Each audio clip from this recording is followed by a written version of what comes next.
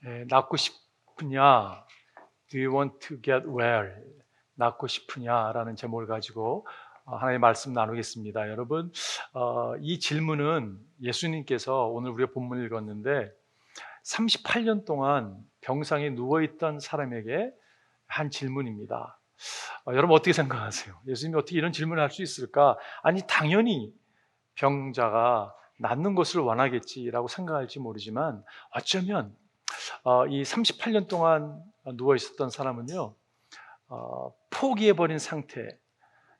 뭐 이런 장시간이 지났는데 내가 회복될 수 있겠어라고 하는 희망을 다 놓아버린 그런 상태에 있을지 모르겠습니다.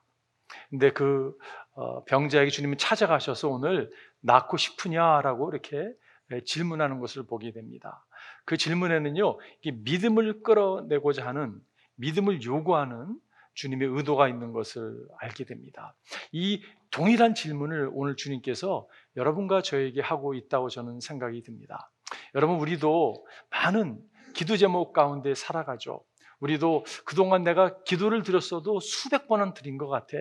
그런데 하나님은 여전히 아직까지 나에게 응답하지 않으셔 라고 하는 어떠한 해결되지 못한 그런 것을 안고 살아가는 것이 여러분 인생입니다. 오늘 그런 우리에게 주님께서 믿음을 요구하시듯이 믿음을 끌어내시고자 주님께서 오늘 어쩌면 우리에게 동일한 질문을 할지 모르겠어요. 낫고 싶으냐? 주님께서 이렇게 오늘 말씀하신다면 그 음성이 여러분과 제가 믿음으로 반응하는 시간이 되기를 바랍니다.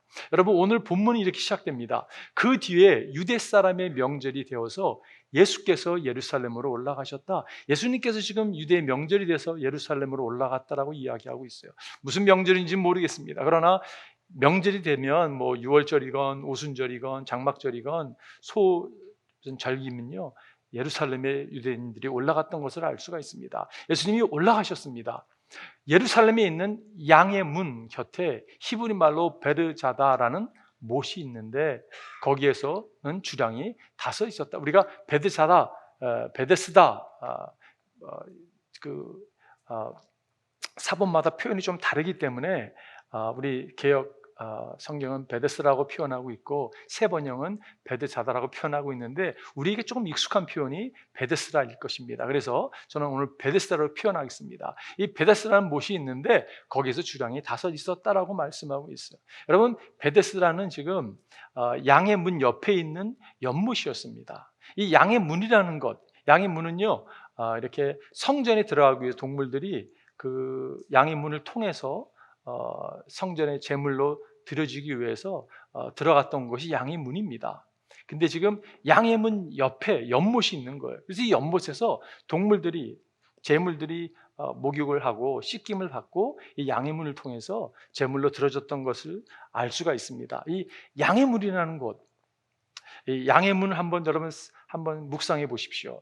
양의 문, 구약에서 보면요, 느헤미야가 이스라엘 백성들이 포로로 끌려갔다가 바벨론에서 돌아오잖아요, 그죠? 돌아와서 성벽을 재건할 때 느헤미야가 제일 먼저 수축했던 것이 무엇이냐면 양의 문이었습니다.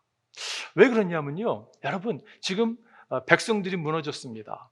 지금 나라가 무너졌습니다. 지금 예배가 무너졌습니다. 이것을 회복할 수 있는 유일한 길은 느헤미야는 예배인 것을 알았기 때문에 양의 문을 수축하지 않았나라는 생각을 하게 돼요.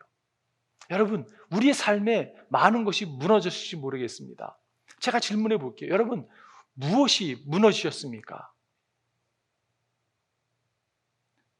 사람마다, 개인마다 다 다를 수가 있어요, 그죠? 근데 그 무너진 것이 무엇이건 간에 그거를 회복시킬 수 있는 유일한 길은 동일합니다. 그건 하나님의 임재예요. 하나님 앞에 나아가는 거죠. 여러분, 하나님 앞에 나와서 해결받는 것이에요. 하나님과 관계가 회복될 때 모든 것이 회복되는 것을 우리는 알 수가 있습니다. 이 베데스다라는 곳은 말 그 뜻이요, 그 은혜의 집이라는 뜻입니다. 자비의 집이라는 뜻이에요. 이 자비의 집, 은혜의 집, 거기에 수많은 사람들이, 병자들이, 사람이 도저히 치유할 수 없는 그 불치병을 앓고 있는 사람들이 누워 있는 것을 오늘 성경은 말씀하고 있습니다. 그 주량 안에서 3절에 보니까 많은 환자들, 곧 눈먼 사람들과 다리 저는 사람들과 중풍병자들이 누워 있었다. 왜 그들이 누워 있었습니까? 그들은, 가로가 중요합니다. 그들은 물이 움직이기를 기다리고 있었다. 주님의 천사가 때때로 못에 내려와 물을 휘저어 놓는데, 물이 움직인 뒤에 맨 먼저 들어가는 사람은 무슨 병이 걸렸든지 나았기 때문이다. 가로가 있습니다. 여러분, 어떤 성경에 보게 되면, NIV도 저희가 NIV를 사용하고 있는데, 영어 성경으로 NIV를 사용하고 있는데 14줄이 없습니다. 왜냐하면 권위 있는 사본에 보면요, 이 4줄이 빠져 있기 때문에 그렇습니다. 그래서 오늘 새 번역도 가로를 치고서 이렇게 표현하고 있는 것을 보게 돼요. 여러분, 그 당대 사람들이 미신이 있었습니다. 전설 같은 게 있었어요. 지금 베데스다 연못에 천사가 내려와서 물을 동하게 되면, 물을 움직이게 되면 그때 제일 먼저 들어가는 사람이 나음을 입을 수 있다고 그것을 믿었습니다. 그거를요, 어떻게 믿었냐면요, 철저히 믿었다는 것이에요. 이 사람들이 믿었다는 거예요. 그래서 거기에 누워있는 것을 볼 수가 있습니다. 그 모습이요, 우리의 모습과 비슷한 것 같아요. 무엇인가 믿고 있는 거예요. 잘못된 미신 같은 걸 믿고 있는 거예요. 여기가 지금 은혜의 집, 자비의 집이라고 하는데, 자비의 집, 은혜의 집과는 거리가 멀지 않습니까? 모든 사람에게 은혜가 임해야 될 것 같은데, 자비가 임해야 될 것 같은데, 그게 아니라 그냥 천사가 물을 동하게 되면 그때 제일 먼저 달려가는 사람만이 나음을 입는다고 하는, 그것을 믿었기 때문에 다른 사람을 해치면서까지 밟고서라도 꼭 그 가운데 나아가고자 하는 그러한 모습은 우리의 모습과 좀 비슷하지 않나라는 생각을 갖게 됩니다. 그런데 그런 상황 가운데서 예수님께서 찾아오셨어요. 저는 사전의 말씀이 어떤 의미에서는 가로를 쳤지만 귀하다고 여겨지는 것이, 이것이 없이 7절을 읽게 되면요, 좀 황당할 것 같아요. 근데 이 설명이 있으니까 7절을 이해하는데 참 중요한 역할을 감당한다라고 생각이 듭니다. 하여간에 여러분, 그런 상황 가운데 예수님께서 38년 된 병자에게 찾아가셔서 낫고 싶으냐라고 이렇게 질문하고 있습니다. 주님은 회복이 필요한 사람들에게 오늘도 찾아가시는 분이세요. 여러분, 회복이 필요하지 않은 분 계세요? 다 회복이 필요한 사람들이죠. 오늘도 주님은 우리 가운데 이렇게 찾아오십니다. 찾아오셔서 이렇게 질문하십니다. 낫고자 하느냐? 여러분, 신앙은 우리가 주님을 찾아갔다고 생각하는데 그렇지 않습니다. 우리가 주님을 찾아간 것이 아니에요. 너희가 날 택한 것이 아니라 내가 너를 택하여 세웠다고 주님이 제자들에게 말씀하신 것처럼 주님은 우리 가운데 찾아오십니다. 그래서 여러분, 신앙을 자랑할 사람이 한 사람도 없어요. 우리가 잘나서 신앙 얻는 사람이 어디 있습니까? 주님이 친히 찾아오셨어요. 주님이 친히 찾아오셔서 오늘 우리에게 말씀하시는 분이십니다. 이어져서 말씀 보게 되면 거기에는 38해가 된 병자 한 사람이 있었다. 예수께서 누워있는 그 사람을 보시고 또 이미 오랜 세월을 그렇게 보내고 있다는 것을 아시고 물으셨다. 낫고 싶으냐? 아시고. 우리를 찾아오실 뿐만이 아니라 예수님은 우리의 상황을, 갈등을, 고민을, 고통을 다 아시는 분이세요. 여러분, 근데 의아하지 않습니까? 아시는데 왜 질문하실까요? 그 이유는요, 우리가 믿음이라는 것을 주님이 끄집어내기 원하시는데, 그러기 위해서는 우리의 역할이 필요하기 때문에 그렇습니다. 주님이 일방적으로 일하시는 게 아니라 주님께서 우리의 동의를 구하시는 것을 보게 돼요. 기적을 일으키기 위해서는요, 주님께서 우리에게 이렇게 우리의 역할이 있음을 이야기하고 있는 것을 보게 됩니다. 오늘 주님께서 우리 가운데 믿음을 끄집어내기를 원하세요. 무엇을 끄집어내기 원하는가? 정말 다 포기한 것 같았는데 주님이 포기하지 말라고 말씀하시면서 우리에게 믿음을 요구하는 것을 보게 됩니다. 세 가지 나누고 첫 번째는요, 갈망입니다. 주님이 여러분과 제 안에서 무엇을 끄집어내기 원하시냐면요, 그러한 의지입니다. willingness고요, 이게 desire고 갈망인 것을 알게 돼요. 다시 한번 6절을 보게 되면 예수께서 누워있는 그 사람을 보시고 또 이미 오랜 세월을 그렇게 보내고 있는 것을 아시고는 물으셨다. 낫고 싶으냐? 오랜 세월을 그렇게 보낸 거. 여러분, 오랜 세월, 38년, 얼마나 긴 세월입니까? 이 오랜 세월이 가져주는 의미가 무엇입니까? 오랜 세월 동안에 해볼 거 다 해봤다는 거예요. 이제는 포기 상태라는 것이. 오랜 세월이라는 의미는 앞으로 회복될 희박해라고 생각하는 생각일지 모르겠어요. 그 영혼에게 주님께서는 낳고 싶으냐라고 질문함으로 여러분 그 디자이어를 끌어내고자 하는 주의 의도를 보게 되죠. 이 헬라어로 낳고 싶으냐는 뜻을 찾아보면요, 바라다, 원하다, 가지고 싶어하다, 의지에 대한 그러한 질문인 것을 알 수가 있어요. 낳고자 하는 갈망이 없으면 치유가 여러분 있을 수가 없다는 거죠. 낳고자 하는 갈망과 예수님에 대한 믿음이 우리에게 필요한 것을 보게 돼요. 지난주 여러분 우리가 말씀 나눴던 거 기억할지 모르겠는데, 왕의 신하가 아들이 죽게 된 아들을 고치기 위해서 예수님을 찾아가잖아요, 그죠? 근데 그가 여러분 예수님을 만나면 예수님은 치유할 수 있어라고 하는 그의 아주 믿음이 있었습니다. 어떠한 그 원함을 가지고 의지를 가지고 주님께 나아간 것을 알 수가 있어요. 그리고 여러분 우리가 알다시피 그 아들이 회복된 것을 알 수가 있죠. 가버나움에서 갈릴리까지 25마일인데 갈망이 없으면 그는 가지 못했을 것입니다. 그러나 그가 나아가는 것을 알 수가 있어요. 우리에게 필요한 것이 있다면 갈망해야 하고, 두 번째는요, 예수님에 대한 믿음입니다. 여러분 그 헐스 캐슬이라고 가보신 분 계시죠?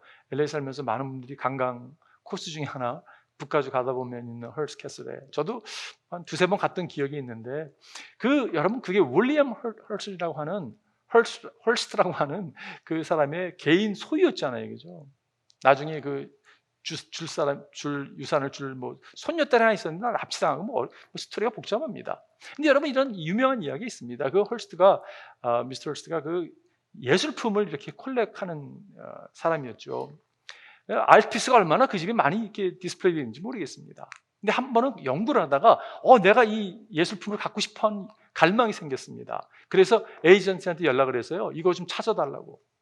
그래서 이 에이전시가 유럽을 다 뒤집니다. 결국 찾았습니다. 어디 찾았는지 아십니까? 미스 헐스트의 그 옷장에서 찾았어요. 뜯지도 않은 게 그 안에 있었던 거예요. 이렇게 이게 어디 갔을까 추적하다 보니까 그 집에 당신이 집에 있는데 이게 어떻게 된 거냐고. 나중에 찾아보니까 옷장에 뜯지도 않은 채 있는 것이요. 여러분 보물을 찾으세요. 보물이 어디냐면요, 여러분 안에 있습니다. 우리가 예수 그리스도를 믿고 따르는 주님의 제자들이라면 보물이 안에 있는 거예요. 밖에 있는 게 아니라는 것이요. 우리 안에 있고 그거를 우리는 갈망하고 믿음으로 받아들여야 된다는 거죠. 시편에 보면 기쁨은 오직 주님에게서 찾는다. 주님께서 내 마음의 소원을 들어주신다. 여러분 주님이 답입니다. 여러분의 마음의 소원을 주님이 들어주세요. 그런데 그것을 들을 수 있는 분은, 유일한 분은 하나님이라는 것이. 데이빗 브레이너라고 하는 분이 계셨습니다. 조나탄 에드월드가 그 사람에게 영향을 받았던 사람 중에 한 사람이에요. 데이빗 브레이너의 일기라는 책이 있습니다. 그 책을 보게 되면요, 와, 어떻게 이 사람은 좀 나와 좀 다른 차별에서 신앙생활하는 사람처럼 느껴집니다. 젊은 날에 이 사람이 인디안을 선교하다가 죽습니다. 근데 그분의 한 일기 가운데 여러분 이런 표현들이 있어요. 1742년 6월 15일 화요일, 내 생애에서 가장 간절하게 하나님에 대해 갈망했던 날이다. 정오경에 나는 외딴 곳에서 달콤한 정막 가운데 나의 주님께 이렇게 아뢰었다. 주님, 제가 오직 당신만을 갈망하며 오직 거룩하기를 갈망한다는 것 아시지요? 당신이 저에게 이런 사모하는 마음을 주셨습니다. 제게 그런 마음을 주실 수 있는 분은 오직 당신밖에 없습니다. 여러분 우리가 사용하는 좀 표현과 좀 많이 다르다고 생각하지 않으세요? 제 마음에 이런 열망이 올라옵니다. 주님, 이 고백이 제 고백이 되길 원하고요. 주님, 이 고백이 우리 성도님들의 고백이 되기를 원합니다. 정말 내가 주를 갈망하나이다, 주를 사모합니다, 이렇게 고백하는 자리에 여러분과 제가 나아가기를 바라요. 우리의 문제 해결제 되시는 주님 앞에 우리의 처지를 해결해 주실 것을 갈망하며 그분의 얼굴을 구할 때 회복의 역사가 일어날 줄 믿습니다. 여러분 잘 아는 말씀이에요. 하나님, 사슴이 시냇물 바닥에서 물을 찾아 헐떡이듯이 내 영혼이 주님을 찾아 헐떡입니다. 과연 내가 주님께 집중하고 그분을 찾고 있는가? 내 영혼이 하나님 곧 살아계신 하나님을 갈망하니 내가 언제 하나님께로 나아가 그 얼굴을 배울 수 있을까요? 주님께서는 이 갈망을 우리로부터 끄집어내기를 원하세요. 두 번째는요, 주님이 우리로부터 끄집어내기 원하시는 것이 있다면, 38년 병자에게 끄집어내기 원하는 게 있다면 요청이라고 생각합니다. 요청. 구하는 거죠. 리퀘스트하는 거죠. 오늘 7절에 보니까 그 병자가 대답하였다. 주님, 물이 움직일 때에 나를 들어서 못에다가 넣어주는 사람이 없습니다. 예수님께서 내가 낫고 싶으냐라고 질문했어요. 근데 이 병자는요, 동문서답합니다. 주님, 물이 움직일 때 나를 들어서 못에다가 넣어준 사람이 없습니다. 내가 가는 동안에 남들이 나보다 먼저 못에 들어갑니다. 하소연하는 거죠.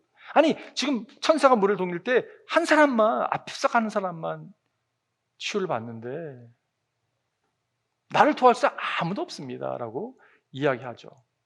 그에게 예수님은 왜 이 질문을 했냐 하면, 네가 엉뚱한 데서 지금 답을 찾고자 계속 그 삶을 살았는데 거기 답이 있는 게 아니라고, 주님이 의도적으로 질문하신 데는 여러분, 그에게 다른 대상에게 요청을 해야 된다고 말씀하는 것처럼 들립니다. 여러분, 예수님이 답이세요. 예수님이 길이고 진리입니다. 그분이 생명입니다. 예수 외에 다른 것에서 답을 찾고자 하게 되면 우리는 실망하고 또 실망하고 또 실망할 수밖에 없어요. 여러분, 예수님이 답이라는 거 정말 마음 깊은 곳에부터 동의하고 아멘 하십니까? 예수님이 답이십니다. 어느 한 크리스찬 폴이라고 하는 이름을 가진 크리스찬이 계셨는데요, 이분이 뉴욕에 출장을 가게 됐습니다. 출장을 가가지고 집을 돌아가야 해야 되는데 이 동료들과 함께 택시가, 그 당대는 택시 잡기 좀 어려웠던 것 같습니다. 우버가 아마 없었던 것 같아요. 택시를 타고 해서 뉴욕 거리를 있는데 택시 하나가 발견됩니다. 그래서 급하게 그 택시를 향해 달려갑니다. 근데 앞에 가던 한 동료가 나가다가 야채 노점 밖에서 이렇게 파는 야채 과일 박스를 발로 차게 됩니다. 그게 막 떨어져 나가는 거예요. 빨리 타라고 모션을 주는데, 아니 이거를 도와주지 않고 탄다는 게 양심에 걸렸습니다. 특별히 그래도 주님을 사랑한다고, 주님의 제자라고 여기는 이 폴이 그래서 친구를 먼저 보냅니다. 그리고 그 과일과 야채들을 주섬주섬 주워서 그 주인에게 딱 갖다 주려고 그러는데 그분이 보니까 앞을 보지 못하는 할머니였습니다. 너무 미안한 마음이 드는 거예요. 그래서 아유, 이거를 좀 지저분해진 이 과일값이랑 해서 돈을 손에 쥐어주면서, 이거면 정말 미안한데 이거면 될 것 같다고 얘기하니까 그 할머니가 뭐라고 얘기했냐면, Are you Jesus? 그러더래요. 당신 예수 아니냐고. 아, 무슨 말이에요? 내가 예수가 아니라고.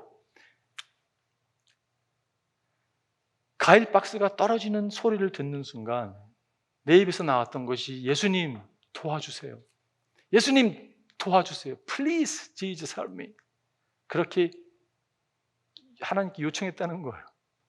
그런데 당신이 도와주는 거 봐서는 You must be Jesus. 당신 예수 아니겠냐고. 그 일이 있었던 그 날 하룻밤도 뉴욕에 머물 수밖에 없었는데 이 폴이라는 형제가 누워서 그런 생각을 했다고 합니다. 언제 마지막으로 나를 갖다가 사람들이 예수님으로 혼돈했던 저기에 정말 언제 있었는가? 그건 참 도전적인 말이죠, 그죠? 근데 저는요, 그 이야기를 글을 접하면서 무슨 생각이 잘 들었냐면, 특별히 말씀을 준비하면서 그 할머니가 참 귀하다는 생각을 하게 돼요. 여러분, 삶에, 아니 오늘 내가 장사로 나갔는데 누군가가 택시를 잡아 타기 위해서 이걸 발길로 찰 줄 누가 알았겠습니까? 근데 그런 일들이 일어나는 게 우리 인생이잖아요, 그죠? 근데 어떠한 일이 일어난다 할지라도 내 입에서 첫 마디가 나오는 도움을 요청하는 것이 있다면 그것이 예수라는 이름이 되어야 된다는 것이에요. 왜냐? 예수님이 답이기 때문에 그렇습니다. 우리의 모든 문제의 답은 예수 그리스도세요. 근데 여러분, 오늘 말씀 가운데 14절, 우리가 읽지는 않았지만 다음 주 커버할 말씀이지만 14절 보니까 그 뒤에 예수께서 성전에서 그 사람을 만나서 말씀하셨다. 보아라, 내가 말끔히 나았다. 다시는 죄를 짓지 말아라. 그의 병과 죄와 연결성을 주고 있는 것을 보게 돼요. 그래야 더 나쁜 일이 너에게 생기지 않도록 하여라 라고 말씀합니다. 여러분, 모든 병이, 고통이 죄와 연결된다고 얘기할 수 없죠. 예수님도 다른 복음서에 보게 되면 이렇게 말씀하신 걸 우리가 알 수가 있습니다. 근데 이 사람에게는 아니 이 사람이 무슨 죄를 지었을까라는 생각을 하게 돼요. 성경은 설명해주기 있지 않기 때문에 모릅니다, 여러분. 그런데 제가 죄를 묵상하면서 한 가지 생각이 들었던 게 뭐냐면, 가장 큰 죄 가운데 하나가 있다면 엉뚱한 것에 소망을 들고 살아가는, 그것이 가장 큰 죄 중의 죄가 아닌가라는 생각을 하게 돼요. 여러분, 엉뚱한 것에 마음을 뺏겨서 살아가는 거예요. 다시 말해서 우리가 우상 숭배라고 얘기할 수 있겠죠. 여기 정말 답이 있는 게 아닌데 예수 외에 다른 것에다가 마음 다 뺏기고 살아가고 있다면 그것은 엉뚱한 것에 요청하는 모습이 아닌가라는 생각을 갖게 됩니다. 여러분과 제가 예수님께 나와서 예수님, 당신이 이 상황에서 답이십니다. 그렇기 때문에 내가 당신께 구합니다라고 믿음의 기도를 올려드렸으면 좋겠어요. 마지막 세 번째는 순종입니다. 여러분, 지금 예수님께서 이 병자에게 순종을 요구하는 것을 보게 돼요. 하늘 아버지께서 왜 당신의 자녀들에게 순종을 요구하실까? 누구를 위한 순종입니까, 여러분? 아버지를 위한 순종 아니죠. 우리를 위한 순종입니다. 주님께서 우리에게 명령하실 때는요, 우리를 위해서 명령하시는 거예요. 그죠? 순종이 얼마나 중요한지 모르겠습니다. 어느 아버지의 고백이, Father's Day가 1년에 한 번 있지 않습니까, 여러분? 근데 Father's Day에 온 가족이, 자녀들과 아내와 온 가족이 온전한 순종을 하는 날이라고 합니다. 그러면서 아버지가 그렇게 표현한 이유가, 나를 위해 돈을 쓰지 말라 그랬더니 그렇게 온전히 순종했다라고 해요.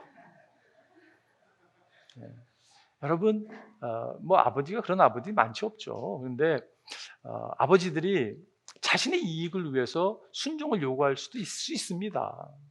많이 없지만.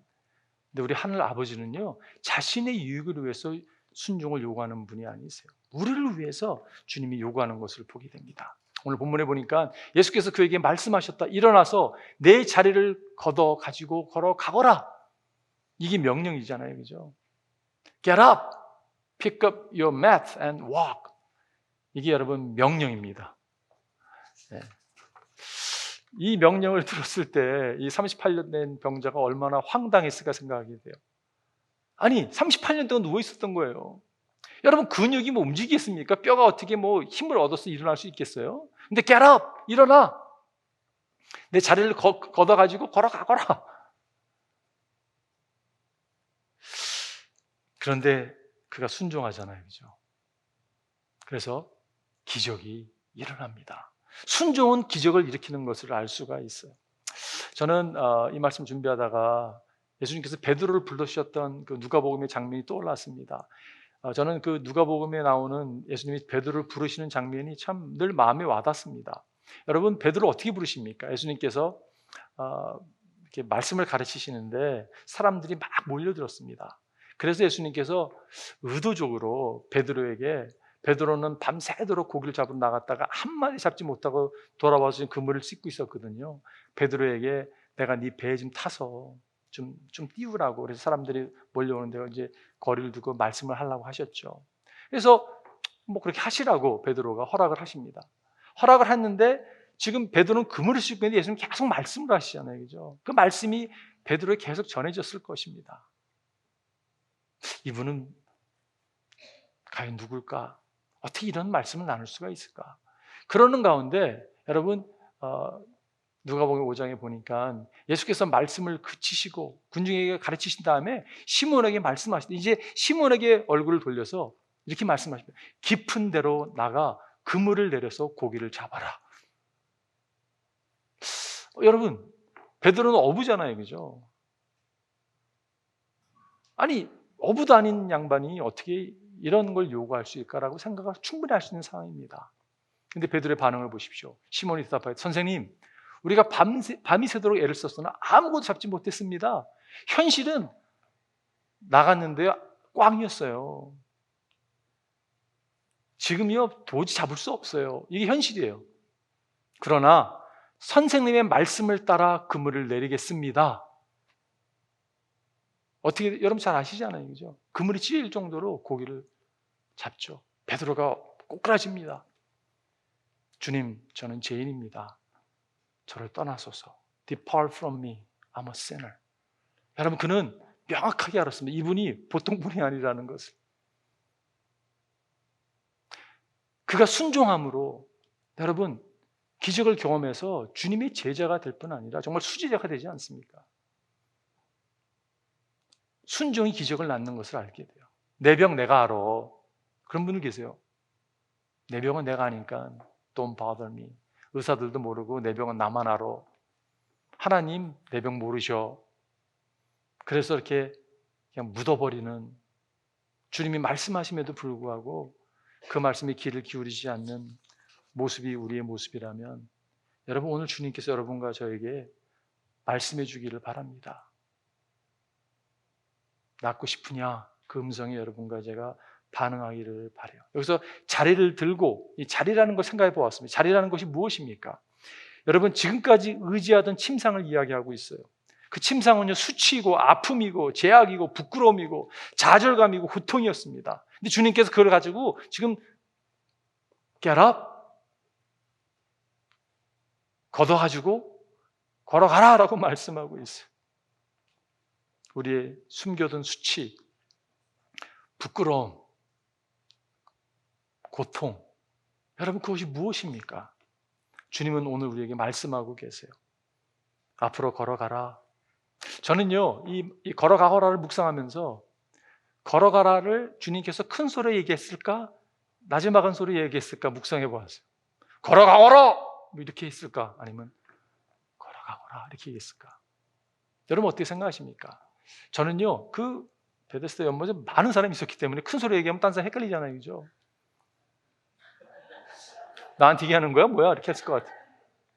저는요, 나지막하게 말씀하셨을 것 같아요. 그러나 그 목소리의 나지막이 아니라 사랑이 듬뿍 담긴 그 말씀을 하셨다고 생각이 듭니다.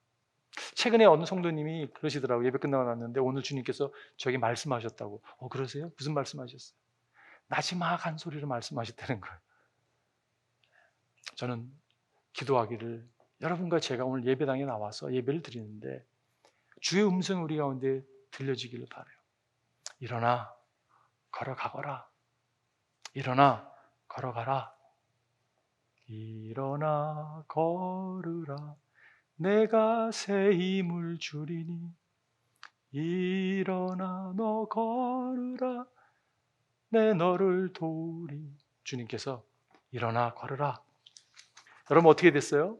그 사람이 곧 나가서 자리를 걷어가지고 걸어갔다. 기적이 일어난 거죠.